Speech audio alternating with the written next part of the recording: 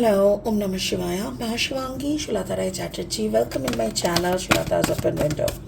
Aries, ये आपका reading है 16 दिसंबर से 31 दिसंबर 2024. साल की आखिरी 15 दिन में आपकी ज़िंदगी में कौन सी एनर्जी आ रहा है, सांता क्लॉज कौन सा गिफ्ट आपके लिए लेके आ रहा है, वो देख लेंगे इस रीडिंग पे. ठीक है, तो ये रीडिंग कहते हैं सैंटा's गिफ्ट फॉर यू. ठीक है एरीज, चलिए सैंटा's गिफ्ट फॉर एरीज क्या है देख लेते हैं. एरीज यानी मेष, आपका एनर्जी के माध्यम से 3 ऑफ एयर, ये आपका लव रीडिंग का एरिया है, लाइक लव एरिया. आपका जो कैरियर एंड फाइनेंस है वहाँ पे है एस ऑफ ट्रूथ, एंड आपका जो overall energy that is queen of air. Okay Aries, हो सकता है कि आप कोई ऐसे इंसान से डील कर रहे हो जो एयर साइन के है, जेमिनी लिब्रा एक्वेरियस कोई एनर्जी, या तो फिर आपका कॉम्बिनेशन भी हो सकता है कि आपका जो एनर्जी है वो Aries and Gemini, Aries Libra, Aries I mean Gemini Libra Aquarius, तो ऐसा कॉम्बिनेशन का आप हो सकते हो क्योंकि आपका एयर दो एनर्जी है और यहाँ पे आप फायर, लाइक आपको कोई सच का तलाश है. अब वो सच क्या है, क्योंकि यहाँ पे एक थर्ड पार्टी सिनेरियो मुझे दिख रहा है. सो ये आपकी तरफ का थर्ड पार्टी है कि आपके पार्टनर की तरफ का थर्ड पार्टी, जिसके सिलसिले में शायद आप कोई सच्चाई तक आप पहुँचने का कोशिश कर रहे हो. आपको कुछ ऐसी मैसेजेस आ सकते हैं, तो ऐसा कुछ मुझे समझ में आ रहा है. इसको और अच्छे से एनालिसिस करेंगे. स्पिरिट का जो ब्लेसिंग कार्ड है वो है कार्ड नंबर 27, कॉम्पैशन. लाइक हो सकता है कि आपके इर्द गिर्द आपका जो एनर्जी है इसमें आपको कुछ समझ में तो आ रहा है, बट आप बहुत अच्छे से, बहुत प्यार से चीज़ों को हैंडल करने की कोशिश कर रहे हो और आप अपना जो कामनेस है उसके साथ चल रहे हो. बट कार्ड नंबर 27, 7 + 2 = 9, यानी कुछ ख़त्म या कुछ चीज़ें हो सकता है कि आपकी जो ये मतलब जो आप सोच रहे हो गलत सोच की शायद ख़त्म होगी और अच्छाई की जीत होगी. ट्रूथ, सच्चाई की जीत, ऐसा हो सकता है. बाकी इसको और अच्छे से एनालिसिस करेंगे बाद में. फिलहाल लेनोरमैन डेक से 3 कार्ड लेंगे.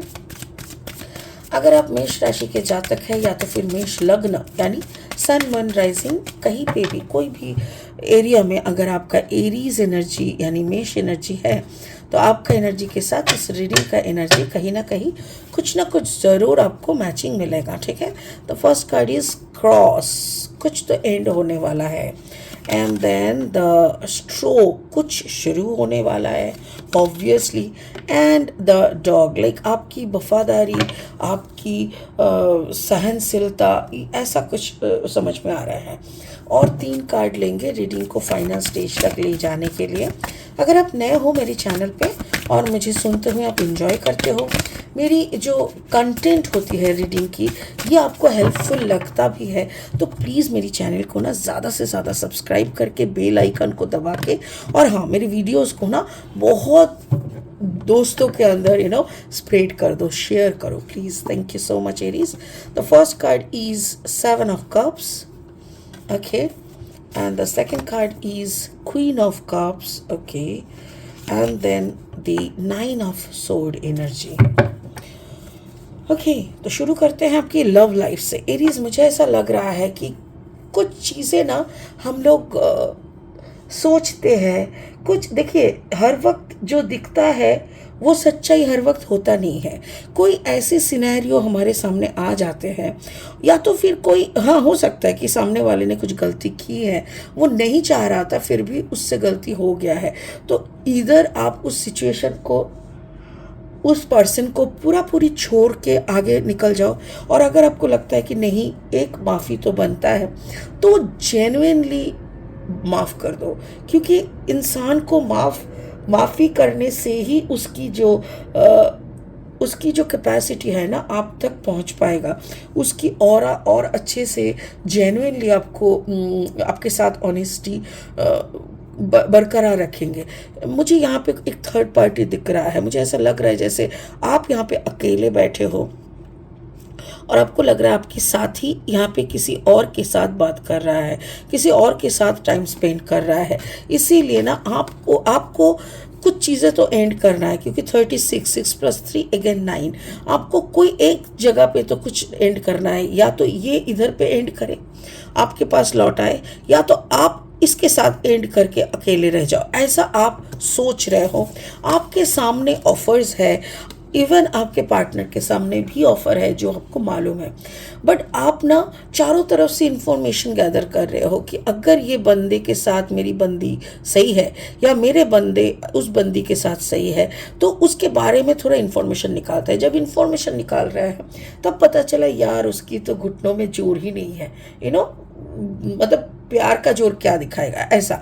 तो ये आपको समझ में आ रहा है, आपको पता चल रहा है कि आपका पार्टनर वहाँ पे कभी भी खुश नहीं रह सकता, वो वापस आ ही जाएंगे। बट क्या है ना, कुछ चीज़ें समझने से भी ज़्यादा क्या होता है, चीज़ों के साथ लगे रहना पड़ता है। और जैसे आपको मालूम पड़ गया कि हाँ वहाँ पे कुछ नहीं है, फिर भी पकड़ लो कि दोनों एक ही ऑफिस में काम करते हैं, तो हर रोज़ दोनों का मिलना, बात करना, ये सब हो रहा है।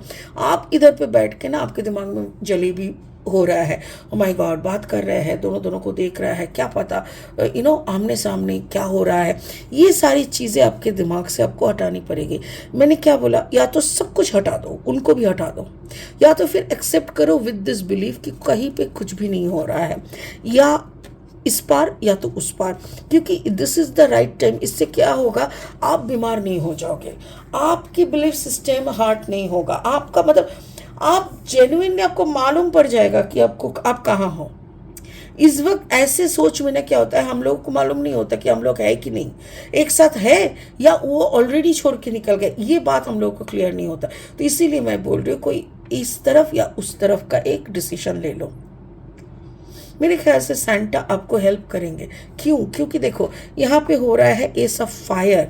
एस ऑफ फायर ये आपका है प्रोफेशनल साइड, बट मुझे ऐसा लग रहा है कुछ ऐसी चीज़ें आपके सामने प्रोफेशनली भी आएंगे। अगर आप लोग जैसे होता है ना कि एक ही फील्ड में काम करते हैं, हो सकता है अलग प्रोजेक्ट है, हो सकता है कि अलग, या तो फिर कुछ ना कुछ आप अगर उनके प्रोफेशन में भी झांक के देखोगे तो कुछ चीज़ें आपकी शुरू होगी आपके लाइफ में। अगर प्यार का थोड़ा सा भी शक, गुंजाइश जो भी हो रहा है ना, वो वापस आने का मुझे दिख रहा है। एक चीज़ तो शुरू होगी विद अबांडेंस, कुछ नए संजोग, कुछ नए कनेक्शंस मुझे दिख रहा है।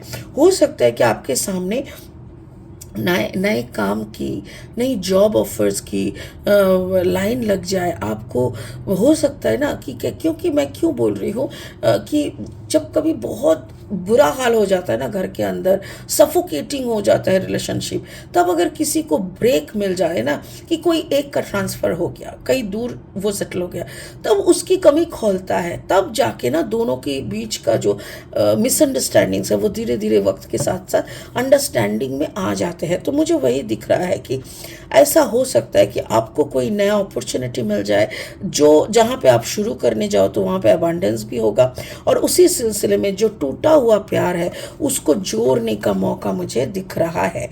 तो स्पिरिट का जो ये मैसेज है वो ठीक ही है, क्योंकि कभी कभी प्रोफेशनली आप जिसको देख रहे हो ना, वो पर्सनली लाइफ में इतना बड़ा इम्पैक्ट छोड़ देता है ना कि इनिशियली उसको समझ में नहीं आते, बट थोड़ा सा रुक के रहे ना सिचुएशन के साथ तो समझ में आ जाता है।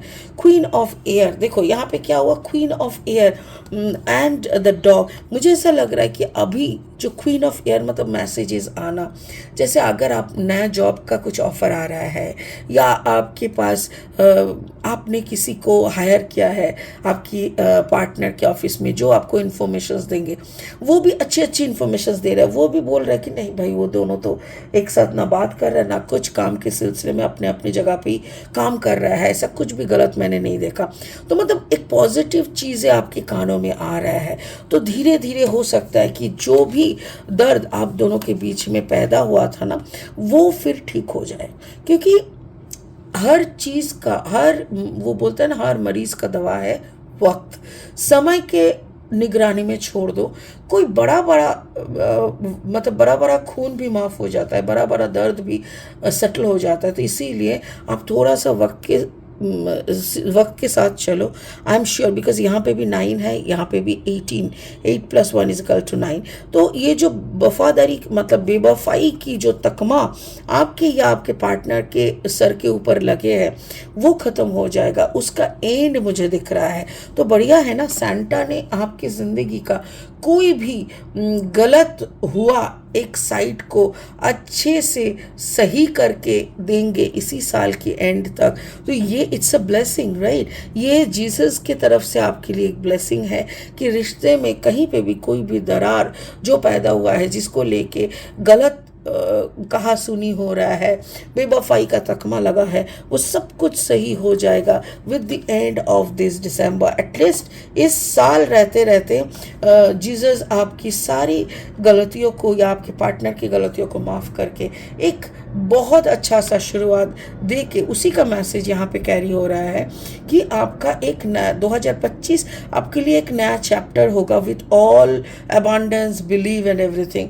इसीलिए स्पिरिट का कहना है थोड़ा कंपैशनेट हो जाओ, थोड़ा मतलब be like more human, show some humanity, like थोड़ा ना नज़ाकत से, आई मीन थोड़ा नाजुक तरीके से चीज़ों को हैंडल करो। इतना गुस्सा करने के लिए अब चुप बैठ जाओ, यूनिवर्स के ऊपर बिलीव रखो और बैठ जाओ। कार्ड नंबर है 27, 7 + 2 = 9। जो भी दिमाग में हो रहा है, जो भी कहा सुनी गलत फहमी, सब खत्म हो जाएगा और एक नया सवेरा आएगा विद 2025। तो दिसंबर का एंड जो है, सांता आपके लिए सारी गलत फहमी दूर करके आपको एक रोशनी आपके हाथ में दे के जाएंगे, ताकि 2025 में आप दोनों, आप और आपके पार्टनर जब कदम रखोगे तब एक बढ़िया सा सनराइज, एक नया चैप्टर के साथ आपका ज़िंदगी शुरू होगा। तो इसीलिए शो सम कंपैशन, ठीक है, यही इसका मैसेज है। प्लीज़ इस होप आप समझ गए होंगे कार्ड्स की जो भी कहना है। आप इसको थोड़ा सुन के मान के चलिए, बहुत अच्छा होगा, ये मेरा दावा है। God bless you. ओम नमः शिवाय का जाप करते रहिएगा। Thank you so much. फिर मिलेंगे नए साल की रीडिंग लेके। Bye bye.